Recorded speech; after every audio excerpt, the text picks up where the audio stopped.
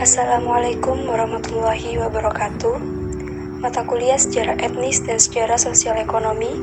Kami dari kelompok 5 yang beranggotakan Andriana Inge, Firdaus Plana Sidik, Sri Rezeki, dan saya sendiri Rodia Puspitasari. Artikel Komunitas Tionghoa di Batavia tahun 1900 sampai 1942. Komunitas Tionghoa di Batavia berpengaruh terhadap berbagai kebijakan demi menghambat akses sosial vertikal dan sosial dengan berbagai restriksi. Meski demikian, J.P. Cohen dan Raffles sepakat bahwa etnis Tionghoa merupakan jiwa dari perdagangan Nusantara dan Hindia Belanda. Keberadaan mereka dibutuhkan, namun juga disingkirkan demi kepentingan politis elit kolonial. Artikel Komunitas Tionghoa di Yogyakarta. Artikel ini mengulas tentang sejarah terbentuknya komunitas Tionghoa di Yogyakarta yang menitik beratkan pada hubungan sosial ekonomi dengan masyarakat pribumi dan pemerintah kolonial Belanda di Yogyakarta. Di samping itu, juga membahas status dan peran etnis Tionghoa, kebijakan pemerintah Belanda, dan implikasinya terhadap etnis tersebut. Sesi berikutnya yakni tentang persamaan dan perbedaan antara Tionghoa Batavia dan Yogyakarta. Persamaannya yakni sama-sama berdagang, akan tetapi berdagangnya ini yang Batavia ini berfokus kepada tebu dan pembudayaan. Yang Jogja itu berfokus kepada petani. Yang berikutnya ada tentang perbedaannya.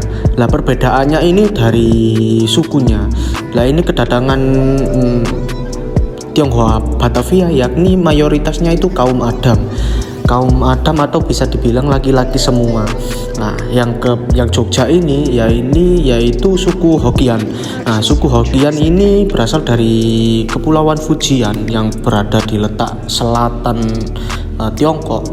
Jadi jaraknya itu agak jauh dari Indonesia. Ada beberapa temuan baru yang ditemukan dalam kedua artikel ini. Dalam artikel Komunitas Tionghoa di Batavia, terdapat beberapa temuan baru, yaitu yang pertama, terdapat peraturan pemerintah kolonial yang mengharuskan orang Tionghoa menetap pada konsentrasi pemukiman di wilayah Glodok, Petak Sembilan, dan Pinang Sia.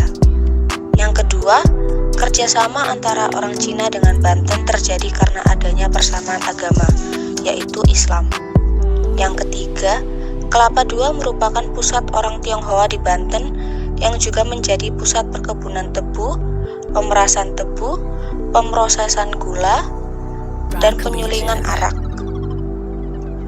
Sedangkan dalam artikel Komunitas Tionghoa di Yogyakarta, temuan baru yang ditemukan adalah yang pertama, keberadaan wanita pribumi yang dinikahi oleh masyarakat etnis Tionghoa berdampak pada disorientasi kultur dan kehidupan sosial ekonomi di Yogyakarta.